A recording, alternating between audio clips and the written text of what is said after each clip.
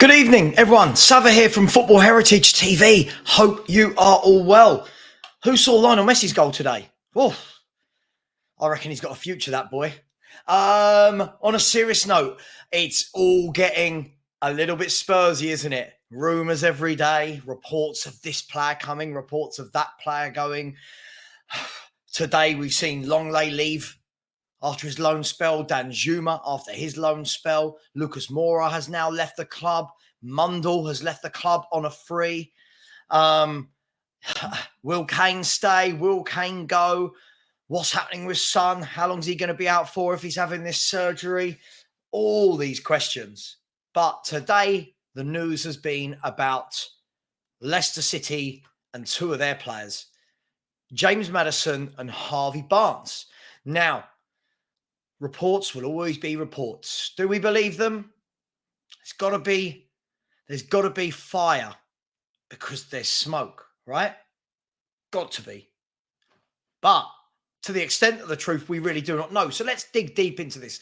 Lots of reports have suggested today that Tottenham have put in a £50 million double transfer swoop for Harvey Barnes and James Maddison.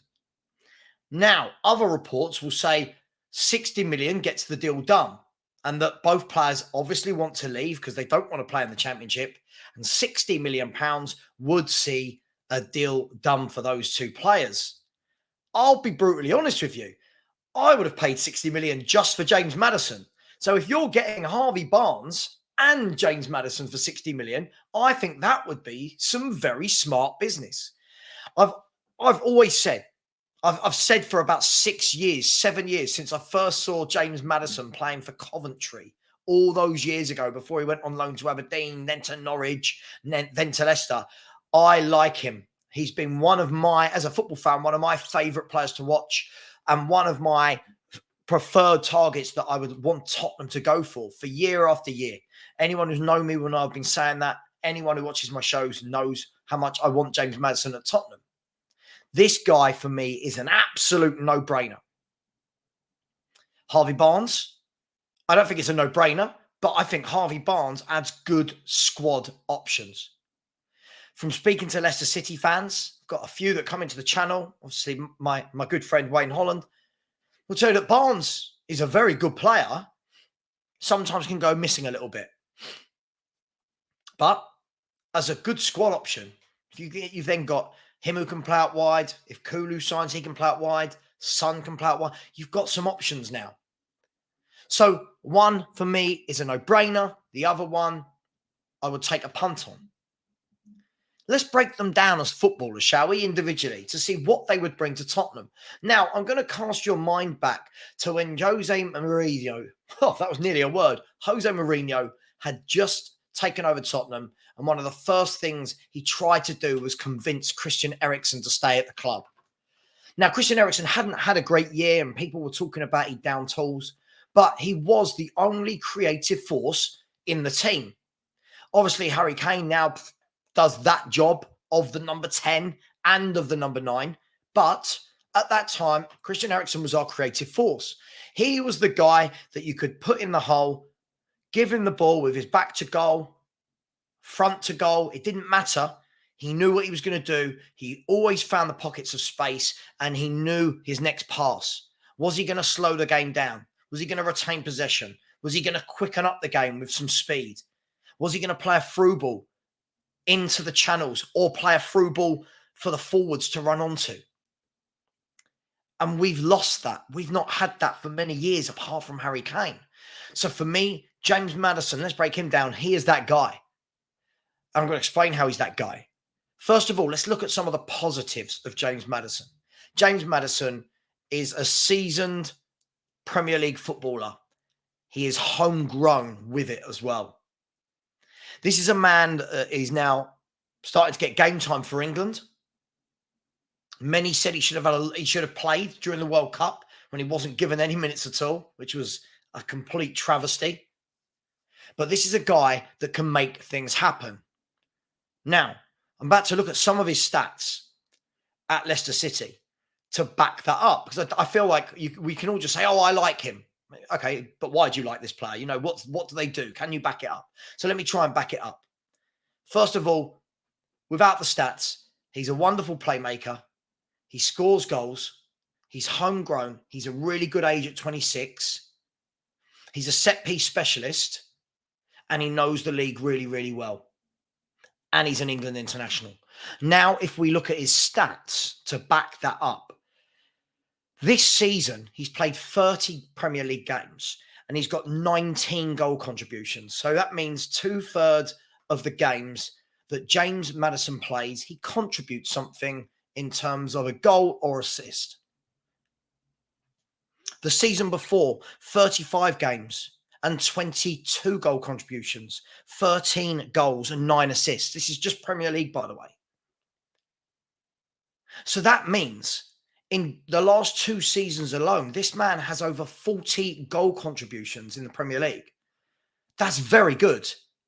The year before that, he had 16 goal contributions in 31 games. This man puts numbers on the board. This man has end product.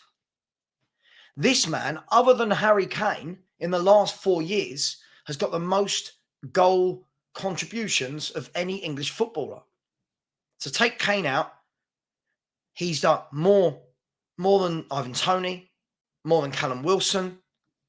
He's done more than Bukayo Saka, Grealish, Foden. He's done more than all of these players whilst playing in the last 2 years in a team that hasn't really been doing that well.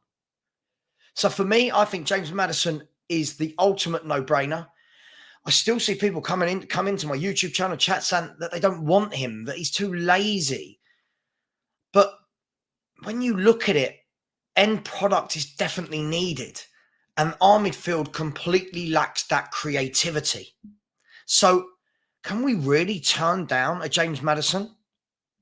Lots of talk that Newcastle want him, but no one apparently has put in a bid, unless you believe that we put in this bid for 50 million with him and Barnes. So for me, get James Maddison in. I would love to see a midfield trio of Basuma, Maddison, and another. I'm not sure who that is. I would say Bentancur, but with the injury, we don't know how he's going to come back. He's probably not going to play until November, at the earliest, December, more likely. How long is it going to take him to find his form? So now Basuma, an out-and-out defensive midfielder next to him, someone like a Paulinho, and Maddison. I'm excited again for a Spurs midfield. Now, let me know your thoughts on that, on James Maddison. Let's shift our attention to Harvey Barnes. So Harvey Barnes is an interesting one. Harvey Barnes, again, homegrown, which I think if you can get 2 English players, 2 homegrown players in transfer window, it gives us options in terms of letting other homegrown players go, and we don't have to keep them just because they're homegrown, even if they're not very good. So Harvey Barnes has been at Leicester all his life, apart from a loan to West Brom. And on that loan at West Brom, he got 15 goal contributions in 26 games. Every year, his goal contributions are excellent for a wide player. So this season, he's got 14 goal contributions in 34 games, which is very good for a wide man, especially in a team that got relegated. 13 goals, mind you, 13 goals from that left-hand side. The season before was the other way around. He got 16 goal contributions in 32 games. So again, this guy is nearly every other game producing something. He got 6 goals and 10 assists last season. The season before that, he got 14 goal contributions in 25 appearances. So him, just like James Maddison, players that put numbers on the board. Is he going to come in and be an absolute starter? I don't think so. But it then allows you, if Son isn't playing well, right? If Son is injured, like we've just heard, and he's played for all these months injured, you can put someone like Harvey Barnes in. It pays to have a good squad.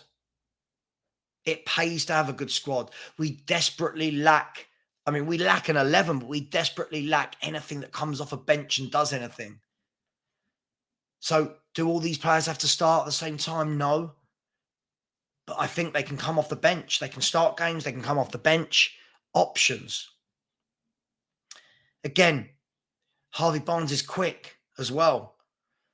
Much needed pace that we need to get into the team.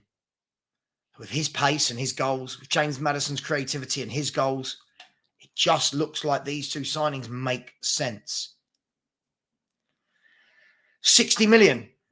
They're saying 60 million. Doesn't mean it's right. But we could do a lot worse with 60 million. I.e., we bought Richarlison for 60 million. And he's produced one goal in the whole season. And I can assure you that Barnes and Maddison wouldn't produce one goal in the whole season. I think they would regularly be putting numbers on the board. And I think they would excite the White Hart Lane faithful. I'll always call it White Hart Lane, by the way. So, where are you at? Barnes? Yes, no. Maddison? Yes, no. Both of them, yes. Both of them, no.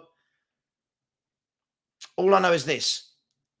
Some of the signings I'm seeing so far look better and more thought out, the players apparently we're after, than in years gone by. Raya, for me, makes sense. We need a number one, get him in. Barnes makes sense. We've just lost Danjuma, who's on loan. We've lost Lucas Moura, who's left on a free. We need bodies. We need options. James Maddison makes sense. Creative, goal scorer.